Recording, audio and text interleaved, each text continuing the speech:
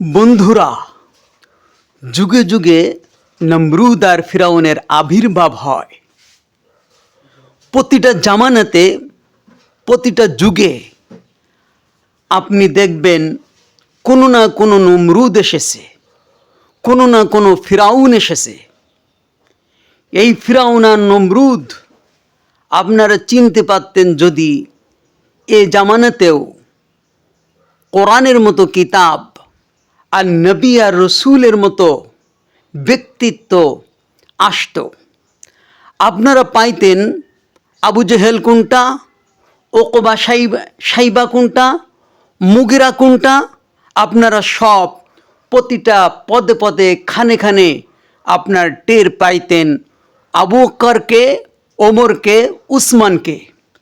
আজ আপনাদেরকে জানাবো সেই ঘটনাটি যে নমরুদ যখন সিংহাসন চালাচ্ছে, আনা রব্বুকুমুল আ'লা, আমি হলাম বড় ক্ষুধা, এই কথাটা ফিরাউনও বলেছিল, এই কথাটা নমরুদও বলেছিল। ঠিক একই দাবি তাদের। তারা যখন ক্ষুধাই দাবি করে খুব আনন্দ স্বাচ্ছন্দ্যের সাথে রাষ্ট্র চালাচ্ছে, সার্বভৌম ক্ষমতার মালিক, একমাত্র একচ্ছত্র মালিক হিসাবে দাবি করছে, ঠিক সেই সময় হঠাৎ করে এই ইরাকের নাসিরা শহর, যেটা বর্তমান, এখানে আপনার বাবেল প্রাক্তন নাম, তার প্রাসাদ ছিল। এখনও সেই প্রাসাদটা ভাঙ্গা চূড়া আপনারা দেখতে পাবেন গেলে। এই ইরাকে এই আল্লাহ দুশমনের আবির্ভাব হয়েছিল। হঠাৎ করে রাত্রে ঘুমের মধ্যে তিনি স্বপ্ন দেখলেন, এই নমরুদ, যে তার মসনাদকে, তার ক্ষমতার তাকতে তাউস, একেবারে ছোট্ট একটা বাচ্চা এক লাথিতে তসনাস করে দিয়েছে, খান খান করে দিয়েছে। নমরুদ উলট পালাট হয়ে পড়ে গিয়েছে। এইভাবে করে সে স্বপ্ন থেকে জাগ্রত হয়ে হাউমাউ করে কেঁদে উঠেছেন, অস্থির হয়ে লাফালাফি করছেন। স্ত্রী পাশ থেকে ঘুম থেকে জাগ্রত হয়ে গেলেন আর বললেন, ক্ষুধা আমাদের, প্রভু আমাদের, আপনি এই মাঝরাত্রে, দুপুর রাত্রে কেন এইভাবে অস্থির হয়ে গেলেন, লাফালাফি করছেন, কান্নাকাটি করছেন, আহাজারি করছেন? বলতেন, প্রিয়তমা স্ত্রী, এইমাত্র এমন একটি স্বপ্ন দেখলাম যে স্বপ্নটি আমাকে ব্যাকুল করে তুলেছে, আমাকে পাগল করে তুলেছে। কি স্বপ্ন দেখেছেন জাহাপানা, আমাদের প্রভু, আমার স্বামী হে, এমন কি স্বপ্ন যে আপনাকে পাগল করে দিল? তখন নমরুদ বলছেন, আমি স্বপ্ন দেখলাম ছোট্ট একটা বাচ্চা, 5 বছর মতো হতে পারে, ফুটফুটে বাচ্চা, সুঠাম দেহের অধিকার। এই বাচ্চাটি এসে আমার ক্ষমতা চালানো অবস্থায় রাজপ্রাসাদে এমন একটি লাথি দিয়েছে যে ভেঙ্গে চুরে চুরমার হয়ে খান খান হয়ে পড়ে গিয়েছে। আমার মাথার ভিতরে এখনো সেই আঘাতের যন্ত্রণা আমি ভোগ করছি। আপনি শান্ত হন। আপনার যারা বান্দা, আপনি ক্ষুধা, আপনার বান্দাগুলো তো অস্থির হয়ে যাবে। ক্ষুধা যদি এমন করে, বান্দারা কেমন করবে? কোনোভাবে নমরুদের বুঝ আসে না। আমি তো শেষ হয়ে গেলাম। কি বলেন? আপনি একজন ক্ষুধা, আপনি যদি এরকমভাবে শেষ হয়ে গেলাম উলট পালট চিল্লা পাল্লা করেন এত রাত্রে, তাহলে ইজ্জত তো থাকে না। সকাল হোক, আপনি প্রয়োজনে আপনার মন্ত্রী সভা, আপনার পরামর্শদাতা যারা, আপনার গোয়েন্দা বিভাগ, সব আপনি ডাকবেন। ঠিক সময় মতো 1 ঘন্টা আগে ডাকেন। যদি এত অস্থিরতা মনে হয়, বলে 1 ঘন্টা আগে কেউ কে আসবে? বলে হ্যাঁ, অবশ্যই আসবে। আপনি রাজ্যের পাগলা ঘন্টি বাজিয়ে দিবেন, সব দৌড়ে চলে আসবে। ঠিক স্ত্রী বুদ্ধিমতী, তার বুদ্ধিকে কাজে লাগালো। 1 ঘন্টা আগে 10টায় হবে মিটিং, 10টাই হবে অফিস। ডাক দিল পাগলা ঘন্টা বাজিয়ে 9টার সময়। যে যেখানে যেভাবে খাচ্ছিল, খাওয়া থুয়ে দৌড়। যে জামা পরেছিল, জামা এক হাতা দিয়েছে, আর এক হাতা চলতে চলতে পড়তে পড়তে চলে এসেছে। পাজামা যে যেমন পরছিল, এক পা দিছে আর এক পা দিতে দিতে দৌড়েছে। কারণ রাষ্ট্রের কি ক্ষয়ক্ষতি হয়ে গেল যে পাগলা ঘন্টা বাজিয়ে দিল। এইভাবে করে নমরুদ কিন্তু অস্থিরতার সাথে একটা মিটিংয়ের আয়োজন করলো। আমাদের খোদা, আপনার কি সমস্যা, আমরা সেটা জানার জন্য সবাই চলে এসেছি। শায়ের, কবি, গায়িকা, দরবারি আলেম, সরকারি আলেম চলে এসেছে, বুদ্ধিদাতা, এরপর মন্ত্রিসভা, সব একই সাথে সামনে বললেন, আমি এই স্বপ্ন দেখেছি, এখন বলো আমার এই স্বপ্নের ব্যাখ্যা কি। এক এক করে মন্ত্রীরা যে পরামর্শ দিলেন যে আপনার বায়ু দূষণ, মাথা গরম। কোনো দল বলল যে এই স্বপ্নের তো কোনো ব্যাখ্যা হয় না, স্বপ্ন কত কিছু দেখে মানুষ। কিন্তু আপনারা বলেন রাজার স্বপ্ন একরকম, প্রজার স্বপ্ন একরকম, আলেমের স্বপ্ন একরকম, আর জালেমের স্বপ্ন আর একরকম। এইভাবে আপনার সাধারণ মানুষের স্বপ্ন একরকম, আর উচ্চবিলাসী লোকের স্বপ্নের ব্যাখ্যা আর একরকম। এই জন্য স্বপ্নের ব্যাখ্যা সবারটা সমান হতে পারে না। সুপ্রিয় বন্ধুরা, আপনারা জানেন যে নমরুদ এটা মেনে নিতে পারছিল না। ও এক কোণে বসা একজন আহলে কিতাবের আলেম, সে এই ব্যাখ্যাগুলো শুনে বলছেন, না এটা পছন্দ হয় না, এটা কি হলো স্বপ্নের ব্যাখ্যা, এটা হয় নাই। এইভাবে যখন বলতে লাগলো, নমরুদ দেখলেন তাহলে ওর কাছেই জিজ্ঞাসা করতে হবে। সবাই সে নমরুদের সামনে কুর্নিশ করলো, তার বিভিন্নভাবে স্যালুট করলো সিজদা করে। কিন্তু এই আহলে কিতাবওয়ালা, সে আল্লাহ ছাড়া কারোর সামনে ওই জামানাতেও মাথা নত করে না। এমন লোক বর্তমান প্রেক্ষাপটে নমরুদের সামনে এমন আলেম আছে কি না? এইভাবে করে হকপন্থী আহলে কিতাবের আলেম এই ব্যক্তি, তিনি যখন পরামর্শ দিতে চাচ্ছেন, বিপদে যখন যে পড়ে, খড়কুটো দেখলেও সে মুক্তি পাওয়ার জন্য ধরে বসে। মন্ত্রিসভার লোকেরা যারা ডালেরটা খায়, পাতারটা খায় রাষ্ট্রের, যারা আগারটা খায়, তলারটা খায়, থালারটা খায়, এরা পড়ল বিপদে। আরে ও তো রাজাকার, ও তো আলবদর, ও তো জঙ্গি, ও আসামস, ও তো রাষ্ট্রদ্রোহী, ও তো আমাদের সরকার বিরোধী। ও যদি এখানে এসে পরামর্শ দেয়, ও তো জঙ্গি।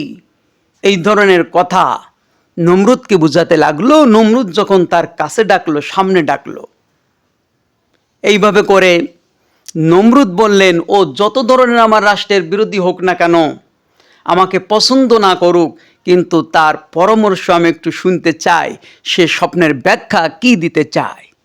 সামনে ডাকা হলো, সামনে এসে বসলো, পরামর্শ দিল যে আপনি যে স্বপ্ন দেখেছেন, এই স্বপ্নটি আসলে আপনার ভবিষ্যতের ইঙ্গিত দিচ্ছে।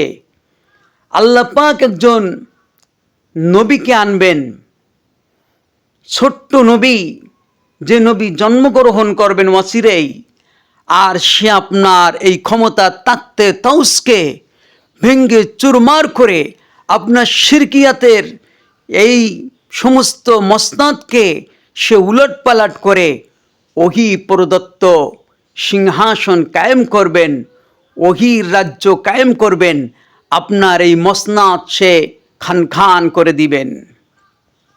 ঠিক নমরুদের মাথায় ধরল, অবশ্যই এই আহলে কিতাবের আলেমের যে স্বপ্নের তাবির ব্যাখ্যা, এটা আমার মনোভূত হয়েছে, পছন্দ হয়েছে। ও আমার গণকেরা, তোমরা গণো, তোমাদের মন্ত্র দিয়ে, তোমাদের তন্ত্র দিয়ে, তোমাদের বিদ্যা দিয়ে সেই ছেলেটা দুনিয়ায় এসেছে কিনা। এই গণক কাহেন শাহের সবাই সব বসে গুনে বলল, জাহাপনা, আমাদের খুদা নমরুদ, আপনার এই ছেলেটা এখনো দুনিয়ায় আসে নাই যে আপনার শত্রু। সবাই মন্ত্রী সভা এবং নমরুদ মিলে খুশি হয়ে গেল, তাহলে তো বাঁচা গেল। বলো এখন কি করতে হবে? পরামর্শদাতারা বলল, আজ থেকে আইন করতে হবে, এই সন্তান অচিরেই চলে আসবে দুনিয়ায়।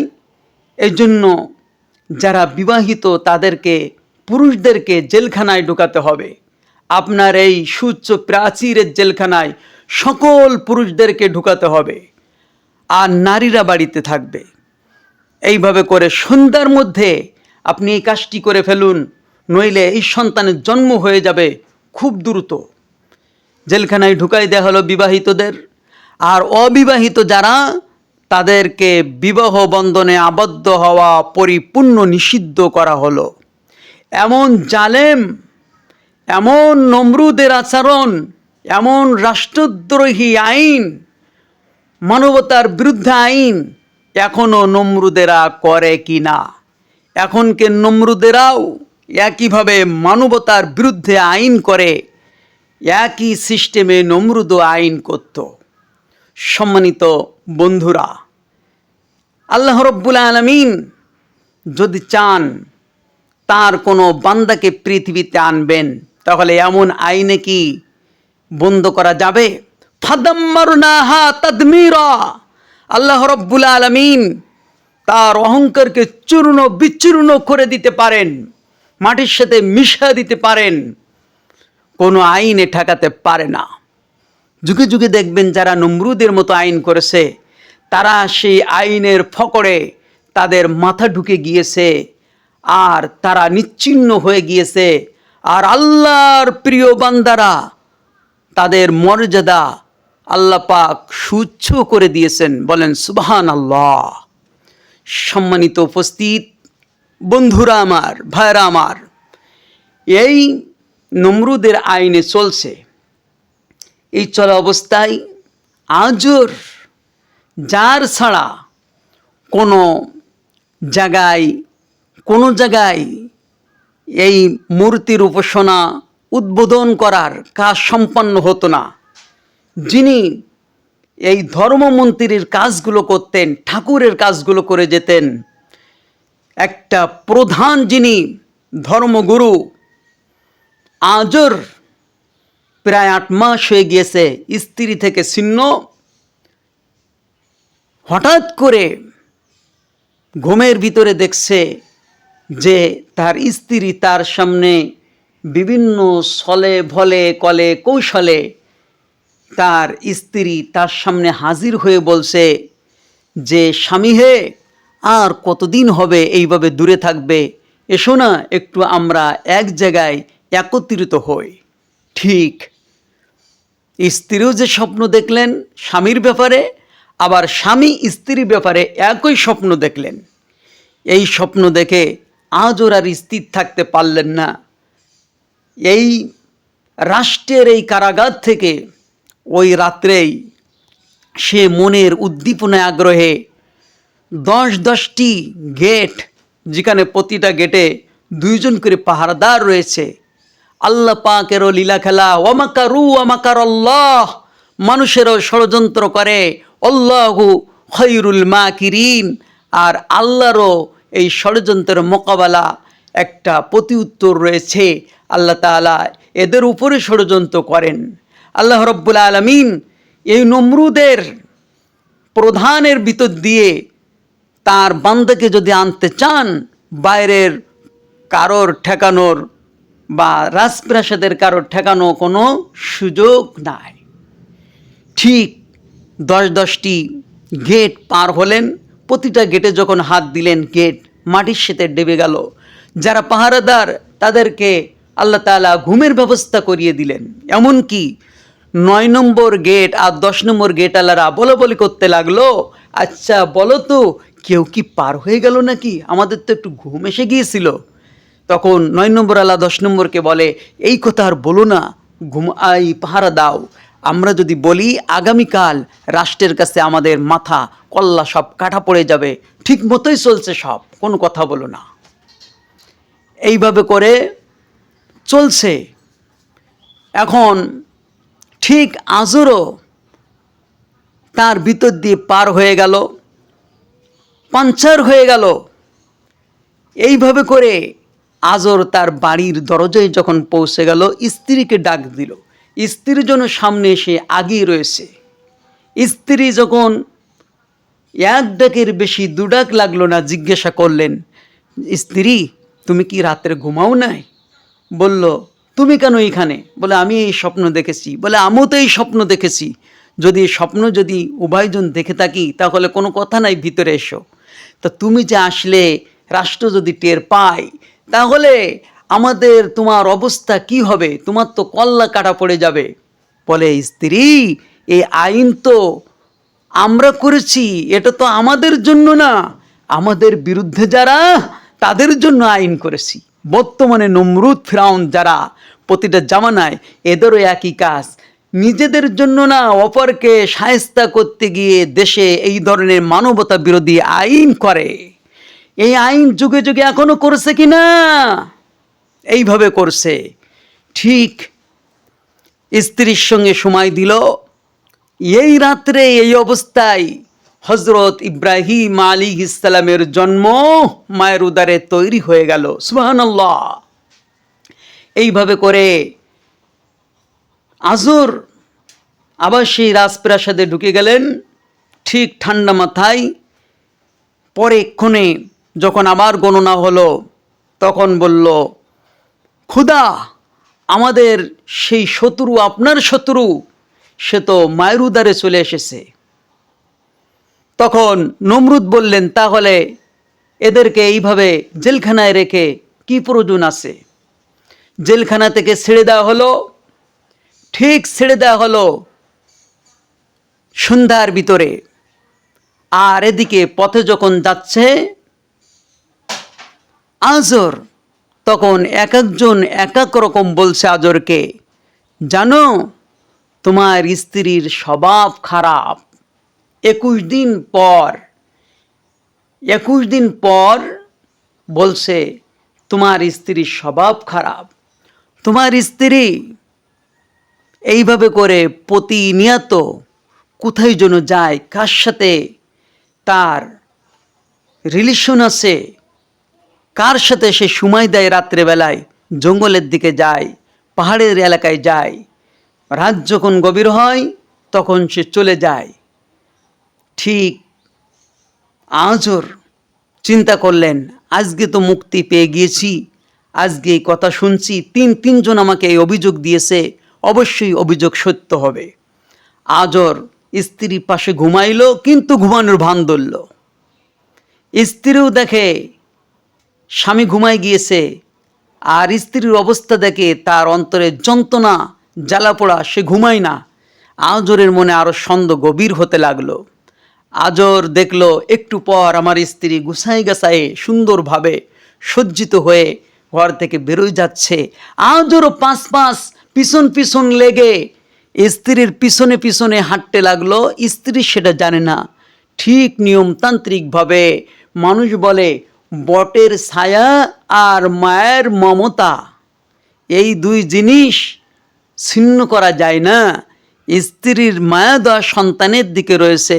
ঠিক গিয়ে ওই গুহার মুখের পাথরটি উঠাবে। স্ত্রী তো প্রসাব করেছে আজ থেকে 21 দিন আগে। এই 21 দিন আগে যখন প্রসাব করেছে, তিনি চিন্তা করলেন, বাড়িতে প্রসাব করলে তো আমার সন্তানটি পুলিশে খান করে ফেলবে। আমার সামনে যদি ছেলে সন্তান হয় তাহলে মায়ের সামনে সন্তানকে যদি কেটে কেটে টুকরা করে দেয়, মা সহ্য করতে পারে না। তাই চিন্তা করলেন, আমি একটু দূরে, 1 কিলো মতো দূরে চলে যাই, কোনো একটা পাহাড়ের গুহার ভিতরে আমি সন্তান ভূমিষ্ঠ করি। এই ইব্রাহিম আলাইহিস সালাম ভূমিষ্ঠ হলেন ফুটফুটে, যার ভিতরে রয়েছে মুহাম্মদ রাসূলুল্লাহ সাল্লাল্লাহু আলাইহি ওয়াসাল্লাম। সেই নুরানি কপাল যদি মা দেখে তাহলে মহব্বত কত বাড়ে। এই ইব্রাহিম আলাইহিস সালামকে ভূমিষ্ঠ করে মা চিন্তা করলেন, যদি বাড়িতে নিয়ে যায় তাহলে তো আমার সন্তানকে আমি টিকাইতে পারবো না রাষ্ট্র ক্ষমতার হাত থেকে।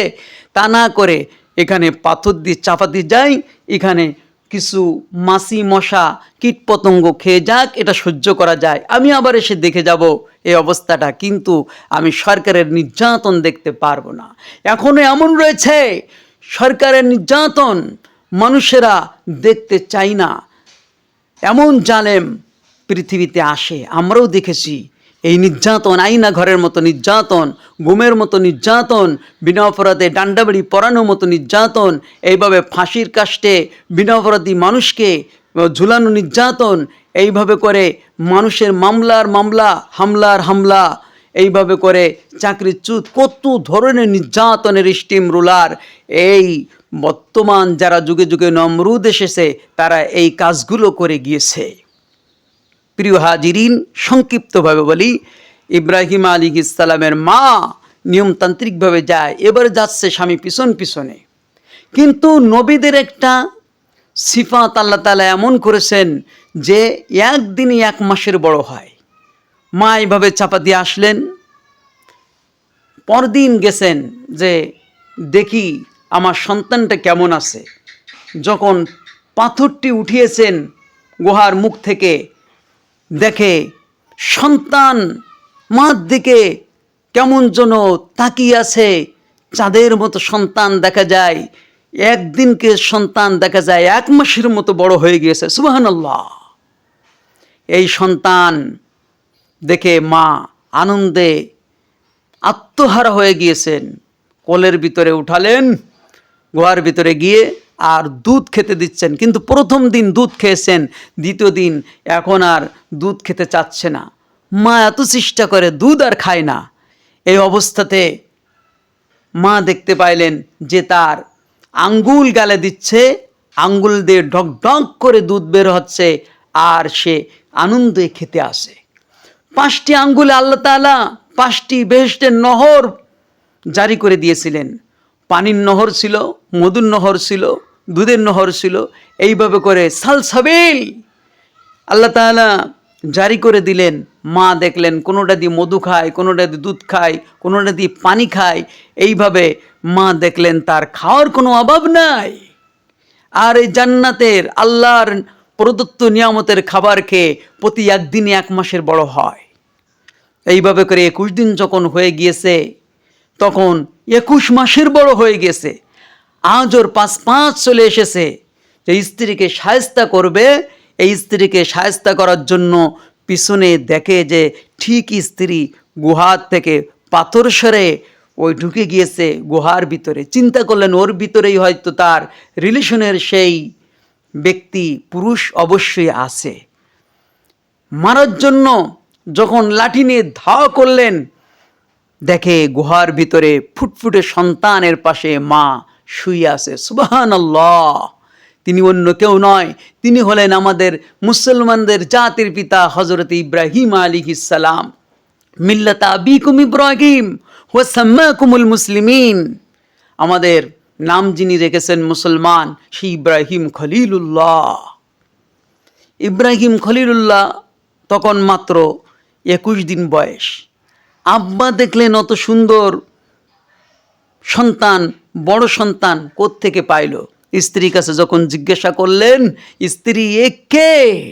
বলে তোমার সন্তান। বলে আমার সন্তান তো এত বড় হওয়ার কথা না, আর আমার সন্তান কিভাবে হয়? বলল ওই যে তুমি একদিন রাষ্ট্র ফাঁকি দিয়ে জেলখানার থেকে পালন করে তুমি আসলে আমার ঘরে, আমার সঙ্গে যে অবস্থা তৈরি করলে, ওই রাত্রেই তো আমার এই সন্তান পেটে এসেছিল। আর সেই সন্তানের নিরাপত্তার কারণে আমি এখানে এসে প্রসাব করেছি, আমি এখানে সন্তানকে এইভাবে রেখেছি। বলে এত বড় হলো কি করে? বলে একদিনের সন্তান 1 মাসের বড় হয়। বলে এখানে থাক, চলো আমরা সকাল হয়ে যাচ্ছে চলে যাই। আজর বললেন না, সম্ভব না, এত সুন্দর সন্তান আমার, রক্তের তো একটা টান আছে। তারপরে সন্দেহ হয় এই সেই নমরুদের 21 দিনের সন্তান। আর গণকরা বলেছে 21 দিন বয়স হয়ে গেছে সন্তানের।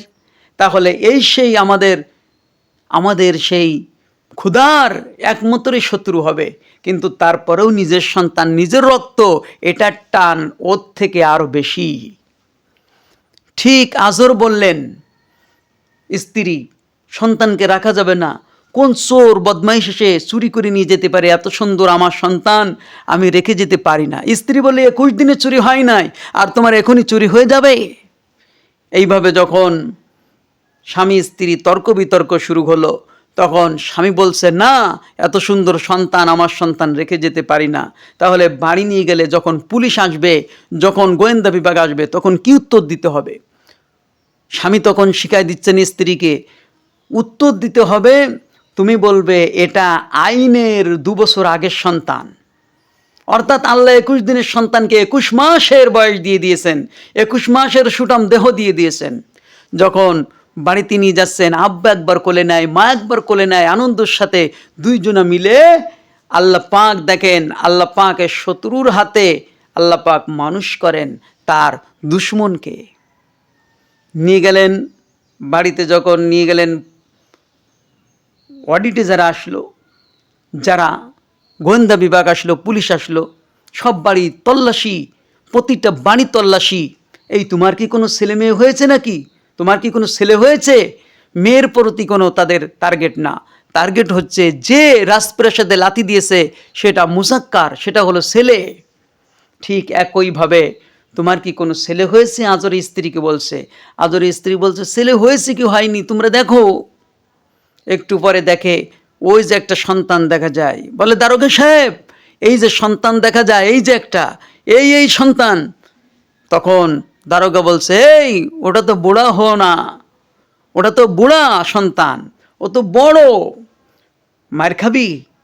এই সন্তান নিয়ে গিয়ে এ তো 2 বছর বয়স হয়ে গিয়েছে, আমরা খুঁজতেছি 21 দিনকে সন্তান। দেখেন, ওমাকারু ওমাকারাল্লাহ ওয়াল্লাহু খায়রুল মাকিরিন, আমার আল্লাহ পাক 21 দিনকে সন্তান 21 মাসের বয়স দিতে পারে কিনা? আল্লাহ পাক যদি কাউকে বাঁচাতে চান, তাকে পৃথিবীর কেউ মারতে পারে না। এজন্য কোনো রাজ্যে কোনো রকমভাবে কোনো হামান, কারুন, ফিরাউন এইভাবে করে আল্লাহর বিরোধিতা করে, আল্লাহওয়ালাদের বিরোধিতা করে টিকতে পারে নাই। প্রিয় বন্ধুরা, এইভাবে আল্লাহ রাব্বুল আলামিন তার খলিলকে নিরাপত্তা দিলেন। আজকে যদি আমরা আল্লাহর পক্ষে থাকতে পারি, আজকে যদি আমরা রসুলের পক্ষে থাকতে পারি, আজকে যদি আমরা কোরআনের পক্ষে থাকতে পারি, যত বড় দুশমন নমরুদ, ফিরাউন, হামান, সাদ্দাত হোক না কেন, কেউ আমাদেরকে ক্ষতি করে, কেউ আমাদের দাবিয়ে রাখতে কখনো পারবে না।